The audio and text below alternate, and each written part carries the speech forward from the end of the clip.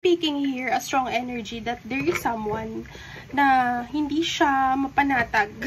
Hindi siya mapanatag dahil alam niya sa sarili niya na nagkamali siya sa'yo. And nagtatry to na makibalita kung ano nangyayari sa'yo. Gumamit pa siya ng daming accounts or other numbers para lang makapag-reach out. As you can see here with the 5 of Cups na grabe yung pagsisisi ng tao na to. So meron sa part niya na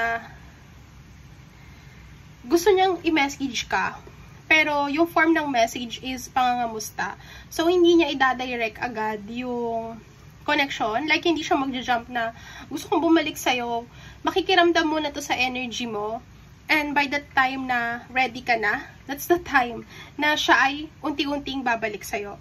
Pero sa ngayon, pinapakiramdaman ka muna niya kung paano mo siya tatanggapin ulit. Are you willing to take risk again? Kasi ito, matagal na pinag-isipan to ha. Parang meron sa part niya na nag-hesitate siya na mag-reach out, whether to reach out or not at all.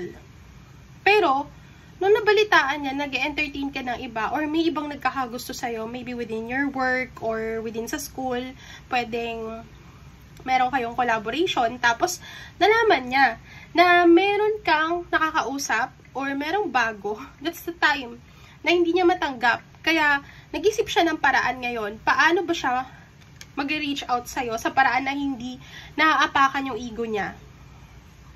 You are an Empress. It's because you glow differently. You're so different right now. And I can see here na meron talaga siyang pagsisisi.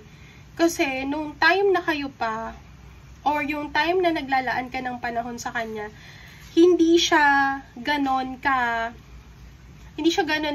bait sa'yo, or hindi siya ganon ka ayos.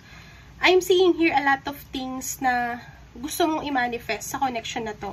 Pwedeng you tried so hard to move on, to let go, to forget this person, pero in the end of the day, alam mo yung nagmamatter dito is yung kayo pa rin. Alam mo yung feeling na you glow differently because wala na siya.